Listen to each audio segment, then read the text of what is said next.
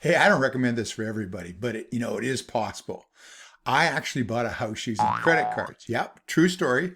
In fact, here's a picture of the house in North Burnaby. We lived there for about 7 years.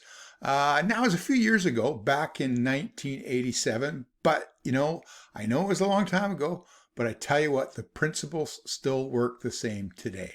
Okay, here's how I did it. So, 1987, Carla and I moved from Victoria to Vancouver. I'd taken a job over there. And what we did is we rented a place to start off with because Vancouver is a big place. So we wanted to kind of figure out the different areas. Anyways, after living there for about 8 or 9 months, we started to look around at real estate because we'd always been owners and not renters. So we're quite happy in the place we're renting, but we wanted to get into the real estate market, and things had been the market had been a little bit flat then, but it was starting to pick up as we did our search, right? So we kind of explored around different areas. We naturally pre-qualified for a mortgage. We're all ready to go there. Anyways, our realtor, Barb, can't remember her last name, but she was fantastic.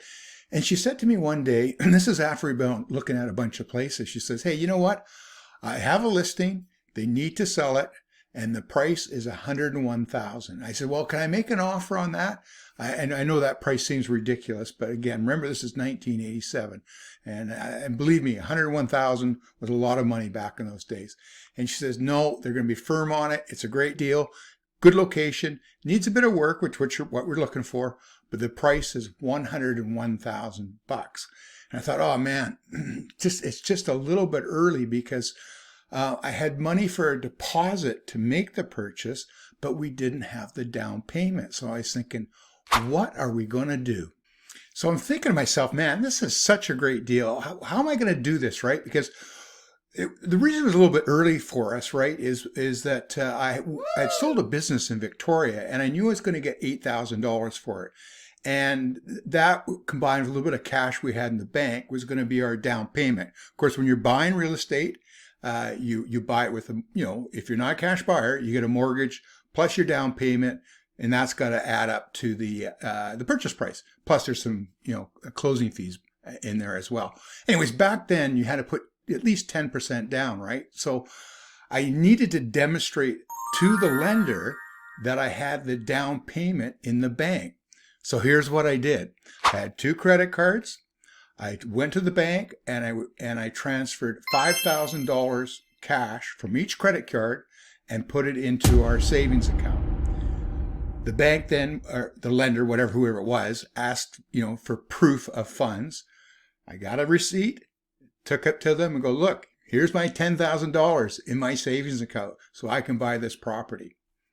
Financing got approved, took the money out of that account, back on the credit cards.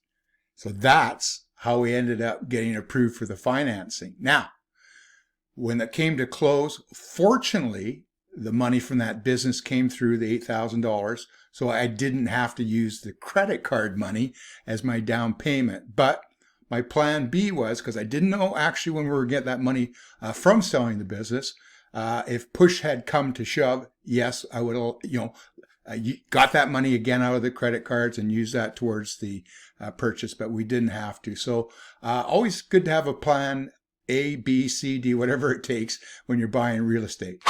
So that's how we bought our Burnaby house using credit cards. Probably not for the faint of heart, but that's how we bought the house. So why am I telling you all this? What? Well, I think going forward over the next 6 to 12 months, we are going to see some of the best real estate deals that we've seen since the crash of 2008. The high interest rates have certainly thrown a little bit of a wrench into the real estate market, but that's going to sort itself out. So again, this credit card method is probably not for everybody, but you know what? If a bargain of a lifetime comes along, sometimes you got to be resourceful, and sometimes you got to implement the tools that you've got available, and maybe using your credit cards as a down payment is the way to go. Anyways, bottom line is don't do anything you're not comfortable with, and make sure when you're buying real estate, you've always got a minimum 5-year plan.